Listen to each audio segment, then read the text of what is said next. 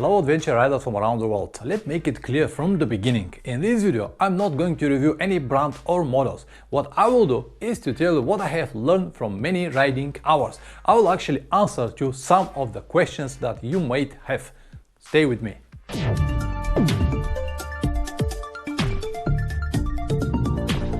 Welcome back. For those of you who don't know me, my name is Pavlin, I'm a motorcycle traveler. In this channel I usually upload anything related to long motorcycle trips, so you might consider subscribing. Also check the notification bell so you don't miss anything. Straight to the question, what is the best motorcycle riding gear? Is that Klim, Revit, Alpinestars or Dainese? Now guys, I promise, no brands, no models. What I will ask you now is to see the whole picture. Instead of focusing on specific item, I will want you to see what is really work and what will waste your money.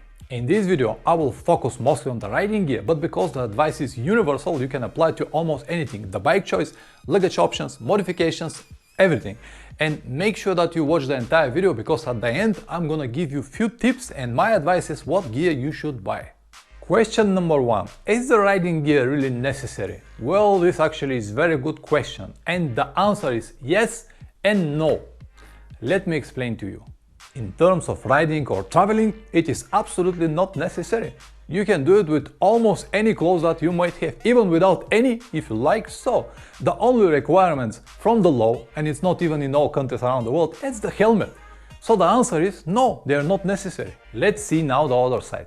In terms of safety, comfort and personal health, the answer is yes. And now you might say, Pavlin, hold on a second. Yes or no? Finally, tell us the answer. I cannot tell you guys. It is your personal choice. It depends only from you to wear your gear or not.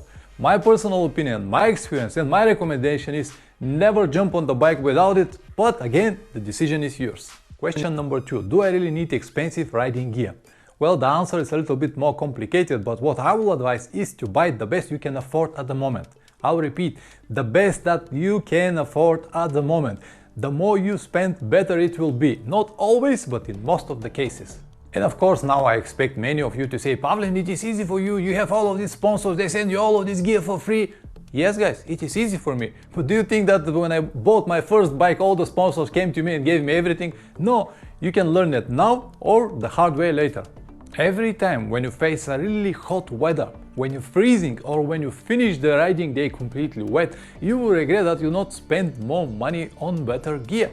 And it will definitely help you to learn the lesson, and next time when you go to the shop, I guarantee you that you will think twice, maybe 3 times, but you will never waste your money again. Question number 3. What is the difference between cheap and expensive riding gear? There are many differences, but I will try to explain with 3 simple words: comfort, functionality and durability.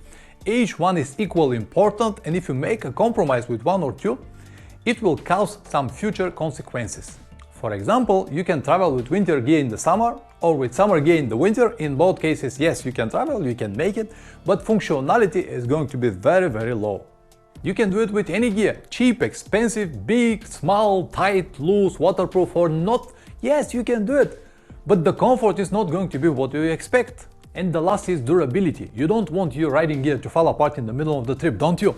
So again, buy the best gear you can afford at the moment and pray that it will work on the way that manufacturer promised on the label. Question number 4. Do I need extra protection or what I have integrated in my riding gear it's enough? Well, it is obvious that the more protection you can have, better it will be. For example, if you have a body armor, or elbow protection or knee protection or a neck brace and everything on it, it will protect you better. But it's not that easy, especially on the long trips, because when you travel, sometimes you have to stop and walk around to see some sightseeing, for example. And can you imagine with all of this gear to walk around? No, it is hard. You'll be like Robocop squeezing and moving around.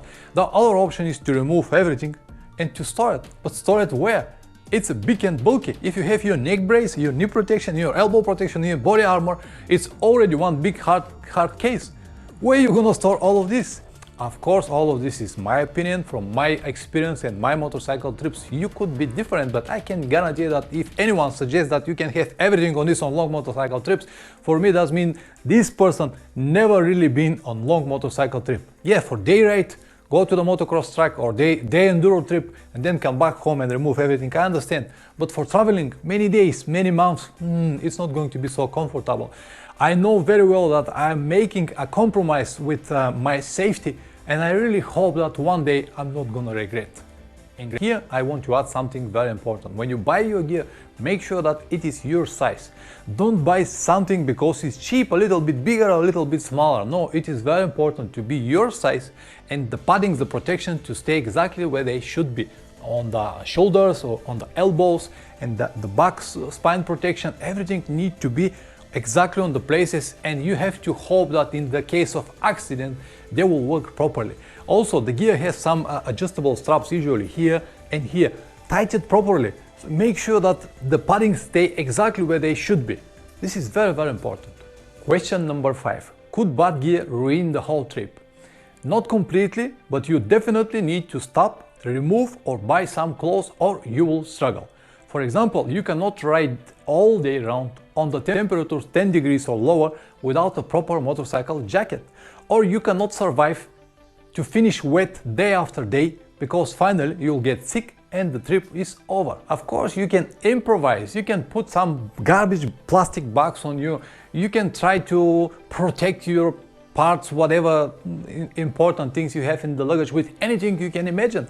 Especially around India, Pakistan, Nepal, when I was riding over there, almost any bike, it's with a lot of bags on the rear side, and then all of this tight and with all of these garbage bags, blue, red, yellow, whatever they found, just to protect the gear. So I understand all of this is possible, but at the end we are talking about your comfort. If you want to travel in comfort, it will worth to invest a little bit more in your riding gear, also in your luggage options and everything you can have. This is what I'm talking about. You have to know that all of these improvisations are temporary, and usually they fall apart after a few days. And when you get wet, you have to stop. It happens with few of my riding friends in the last few years, so we need to stop. They need to cancel the trip, or we have to stay one day longer for them just to recover, and this was the easy part. What about if you have accident and your gear have no any protection and you get injured, you break your arm, your leg, or whatever it's possible to happen. So a proper gear cannot really guarantee that your trip is going to be trouble-free, but at least it will help you to survive. So what is the right gear choice? First of all, I'm not a big fan of this, to have a few jackets with me on the trips. One for the summer, one for the winter, or one for the cold days, one for the hot days. No, forget about it. If I think this way, my luggage will definitely become more than 50 kilograms, and then I will have a problem, because as you know, I told you many times, the weight always matters, no exceptions. So I prefer to have one multifunctional jacket to cover all possible terrains. Not perfect, but at least very, very well. In my opinion, based on many riding kilometers, in anything between -12 to +46 degrees, the best option, number one, is the jacket to be waterproof and breathable.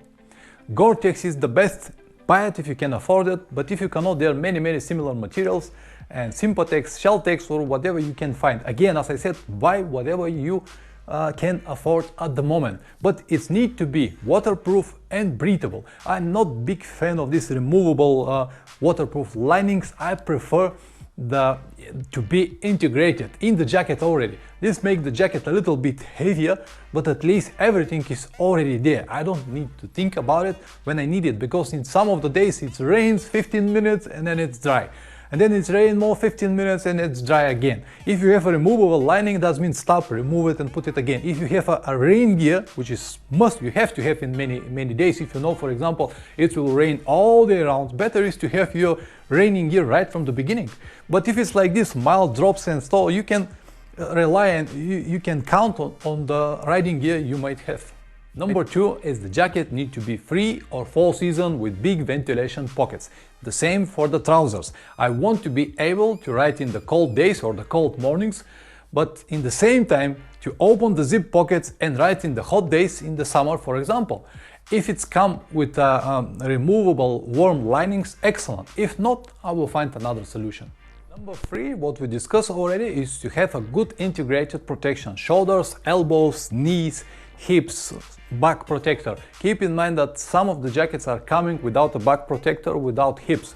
So these things are not so expensive, so you can buy it and add it in the jacket, but you have to be sure that it has everything. Number 5 is that trousers need to be wide enough to stay on the top of my riding boots. If I put it in, my boots will be like aquarium after just few hours of rain. This is very, very important. Keep your trousers on the top of the boots. In my case, guys, with all of these requirements, we're talking about gear over 1000 euros. Yes, it is very expensive. That's why I said buy whatever you can afford at the moment, but never ride without a proper motorcycle gear. Learn during your trips, invest when you have your chance. And usually a better gear lasts longer. So at the end you might find out that is better for you economically and in terms of comfort, safety and durability to invest a proper gear at the beginning instead of buy multiple gears and find out that it's the same story at the end. If you want to learn more about long motorcycle trips, check the rest of the videos in the channel. I have more than 600 already, or buy my books, links in the description down below. I'm sure you're gonna like this video, and always ride safe. See you next time. Ciao.